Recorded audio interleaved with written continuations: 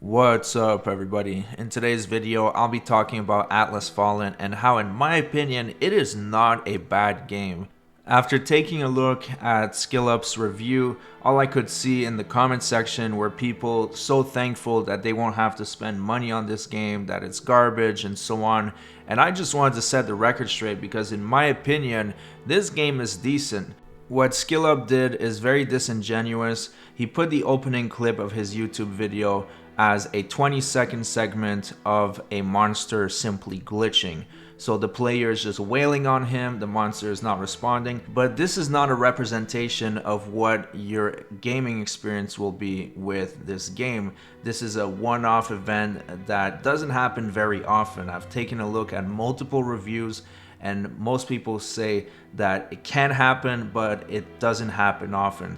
As you may or may not know, most YouTube watchers will drop out within a certain amount of the video. They don't always finish it, so it can be misleading if people were to assume that is how the game plays. Now, to be 100% transparent, I've only played it for maybe 5 hours. Game just came out today. And unlike the big YouTubers, I don't get a review copy, at least not yet, but I got a pretty good feel for the core gameplay loop, so let's get started. First of all, we'll get the negative out of the way, because this game is not perfect by any stretch of the imagination. So the first issue I have with the game is the voice acting. I mean, we all saw what happened with Forspoken. This is nowhere close to as bad as that. But yes, once again, we have another talking gauntlet. And I feel that it could have been so much better if they just did proper voice acting for the gauntlet. He's supposed to be this strong, powerful presence that is trapped inside a gauntlet, but yet his voice sounds like a scared librarian. So definitely the voice acting is not a strong suit here. The story is acceptable. It's nothing special. Basically, humanity has been enslaved by the sun god and they are forced to harvest a resource to feed to the god as offering, and it's a typical story of an oppressing presence that is enslaving humanity. Now, that's not the strong point, but it is serviceable. It's acceptable. Another low point for the game is the setup and the pacing of the first hour. So they'll have you talk to all these other slaves and you're talking about how you're going to rebel and how you're going to escape. And it just looks like you're just going from character to character to progress the story. It really wasn't cohesive. But once you're out of that, once you're back into the sand and you're learning the abilities, then it's all forgotten quick. But yeah, the first 30 minutes weren't very strong and some people could drop out before even getting to the fun part, so that could have been done a little bit better. Now, where the fun starts is the gameplay. First of all, the traversal, the sand gliding, the exploration is very rewarding. It just feels good. Like, it feels right. It has been tuned properly. And I really like going around, sliding in the sand, and exploring different areas to unlock upgrades to the gauntlet. Also, something that's a seller for me is the Metroidvania aspect of it and the backtracking. I really loved the old school Zelda games where you could see an area that you couldn't unlock yet, you couldn't get there, but then after you got the proper tools, whether it's the hookshot in Zelda, the morph ball in Metroid, and then you could get to those areas that previously weren't accessible. So I really like that in video games. Maybe I'm just old school. Some people prefer being able to explore everything right off the bat, such as games like Breath of the Wild and other RPGs, but I really enjoy it like this. But then again, that's just a preference. It might suit you or it might not. Where the game really sets itself apart is the combat. Now, they took an element from the Surge series, which is targeting specific body parts, and applied it to an action RPG, and it feels right.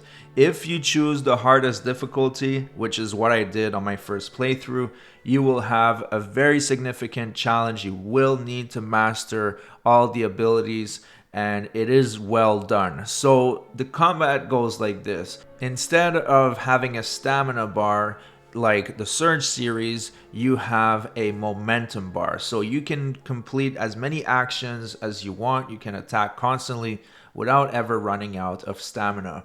As you attack and you defend yourself with parries, which I'll talk about in a moment, you gain momentum. Now, as you gain momentum, your weapons are going to grow in size and in power, but you have to keep in mind that the more momentum you have, the more damage you give, but also the more damage you take. So it's a risk-reward ratio that's very interesting. If you feel that you're in too much of a tight situation, you can expel all your momentum by using a shatter attack, and that will most often completely annihilate the foes if you damage them enough. Now you also have some abilities. There's a lot of customization here. Even though I'm just a few hours in the game, I can clearly see that you can have different play styles. You can play more defensively. And what's really cool is there's also some aerial combat. So you can take the fight to the skies, fight the enemies in the air, and it makes for some really flashy combat sequences. Now, I haven't tried it on normal or easy, but on hard, it is a very decent challenge. It is a lot of fun. I wouldn't have it any other way. And the parry mechanic is really interesting because you don't block in this game. You basically have a harden feature, which is similar to what you see in Mortal Shell, but it doesn't last long. It literally lasts a split second, so you have to time your parries very, very carefully. On the hard difficulty, even if you do a simple mistake, it could get very overwhelming quick as you're getting ganked by these sand monsters. Now, this is just a review in progress, but I really wanted to set the record straight because I saw a couple channels like SkillUp bashing the game, saying they don't recommend it. And the people should know that, yeah, this is not Game of the Year material. I'm not going to bullshit you guys, but it's a very unique game. The last game I bought was Remnant 2, and although objectively it is a very strong sequel, it gave me the feeling of been there, done that. I'm not getting this feeling with this game. Some people were comparing it to a more competent version of Forspoken. I didn't play Forspoken because I saw the reviews and the cringe dialogue. But yeah, this feels different. To me, it feels like something I haven't played before, and I'm looking forward to it. It's a nice breath of fresh air, in my opinion. It looks like the game is going to get mixed reviews, and that's perfectly fine. Things could have been different if Deck 13 decided to make The Surge 3 or another Souls-like, but I can applaud that they tried to think outside the box and make something completely unique. The last topic of discussion will be the performance. Now, there are a few issues of low texture items popping in and out, but besides that, the game runs just fine. I haven't seen any frame drop, and it is in a very functional state. Anyway, so that's it for the video. Long story short, don't believe everything you see on the internet. If the game looks good to you, just give it a try. Or if you're on a budget, maybe you can wait till it goes on discount. But in my opinion, I'm happy that I pre-ordered it.